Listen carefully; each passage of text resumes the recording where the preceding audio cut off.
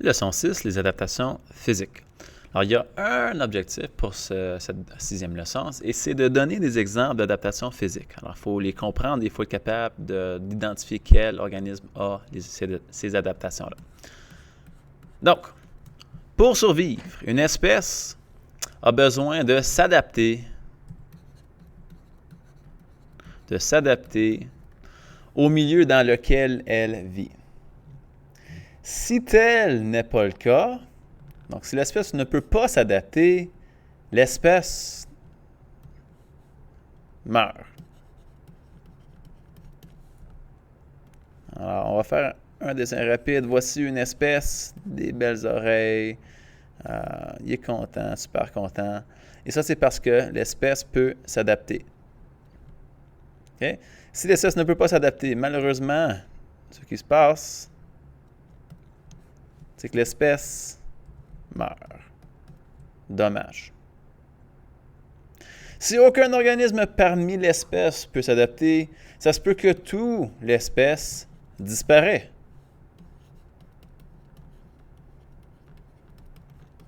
En toute une population, si on a des individus partout, on va faire ça un peu plus facilement.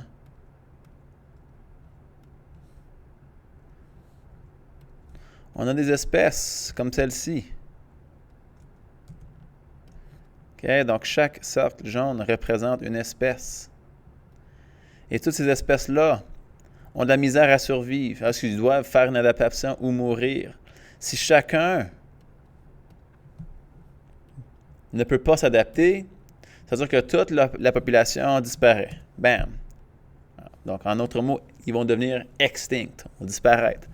Mais, s'il y en a parmi eux qui peuvent, donc la grande majorité va disparaître, mais il y en a qui peuvent s'adapter, l'espèce va continuer.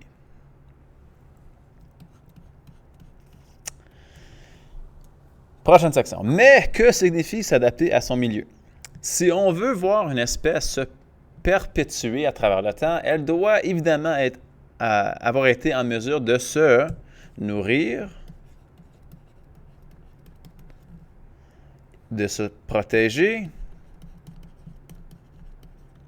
et de se reproduire. Alors, ceci assure que l'espèce va survivre et que l'espèce continuera d'être sur Terre. S'adapter au milieu dans lequel elle vit peut se faire de plusieurs façons.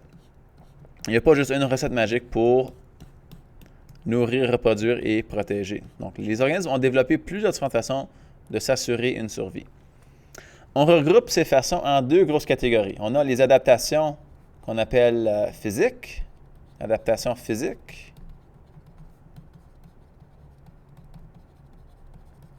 et les adaptations comportementales.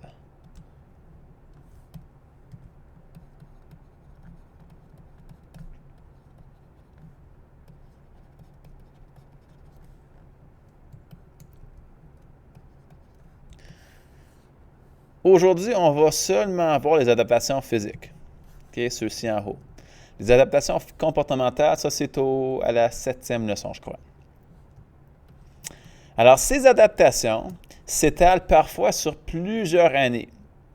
Alors, il y a ton premier organisme ici qui, lui, on va peut-être changer de couleur un peu, okay, qui, lui, commence l'adaptation. La prochaine génération ici, va continuer l'adaptation. La troisième génération va continuer l'adaptation, etc., etc., etc. Alors, il y a plusieurs générations, 1, 2, 3, 4, 5, 6, 7, et chacun va s'adapter pour éventuellement nous donner la version finale de l'adaptation. Alors, la phrase dit encore, ces adaptations s'étalent parfois sur plusieurs années, c'est-à-dire sur plusieurs générations d'individus. On va voir quelques exemples de ces adaptations-là.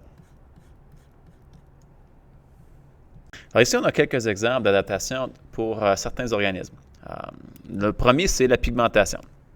Alors, la pigmentation, ça peut être le changement de la couleur des poils, des feuilles, de la fourrure, etc., etc. Ici, on a un gecko. Le gecko, lui, c'est d'adapter une façon de survivre en nature parce que lui, il a le corps vert tel que la végétation autour de lui. Donc, c'est une méthode de se cacher. Alors, ça permet de se cacher dans une forêt. Une autre méthode d'adaptation, c'est le type de vision. Alors, l'hibou, lui, il va chasser durant la nuit. Alors, il a besoin d'une vision assez bonne pour être capable de voir durant la nuit. Les animaux, durant le jour, n'ont pas besoin nécessairement les mêmes adaptations. Juste une clarification ici, quand on parle de nocturne, ça veut dire durant la nuit, diurne veut dire durant le jour. Une autre adaptation, la bioluminescence est capable de produire de la lumière à partir de son corps. Et vous allez voir que plusieurs organismes dans l'océan sont capables de faire ceci. Alors, ceci attire la proie ou peut dire aux autres « Fais attention, je suis dangereux ». Les moyens de locomotion. Évidemment, c'est la façon que se déplacent les animaux. Alors, si tu nages dans l'océan, il faut être capable, faut avoir développé des pattes ou des nagetoires qui vont te permettre de faire ceci efficacement et pas gaspiller son énergie. Alors, c'est une autre adaptation. Tout comme si on parle de le guépard. Le guépard, lui, doit courir rapidement. Alors, son moyen de locomotion lui demande des grosses jambes musclées.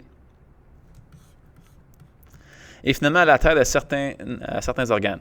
Alors, les griffes, les cornes, etc. Ceci, c'est surtout pour se défendre ou pour peut-être effectuer un certain travail. Alors, encore une fois, c'est une adaptation. À la prochaine page, on a une activité d'exercice qui vous demande de trouver l'adaptation pour 6 différents organismes. Alors, ce que j'aimerais que tu fais, on a l'adaptation dans la première colonne. Tiens, je vais le montrer ici à l'écran. Alors, on a l'adaptation à la gauche, dans la colonne de gauche, et les organismes à la droite, et le raisonnement à la colonne à la droite. Ce qu'il faut faire, c'est identifier quel genre d'adaptation s'agit-il pour l'organisme en question et donner votre raison pourquoi vous avez dit que c'est le cas. Alors, peut-être, par exemple, tu vas prendre l'éléphant. C'est-à-dire, l'éléphant, ça, c'est l'adaptation A, la pigmentation. Ensuite, tu m'expliques pourquoi tu penses que c'est le cas. Okay? Procède pour les 6 différents organismes et on va corriger ceci en salle de classe ensemble. OK? Ça, c'est la leçon 6.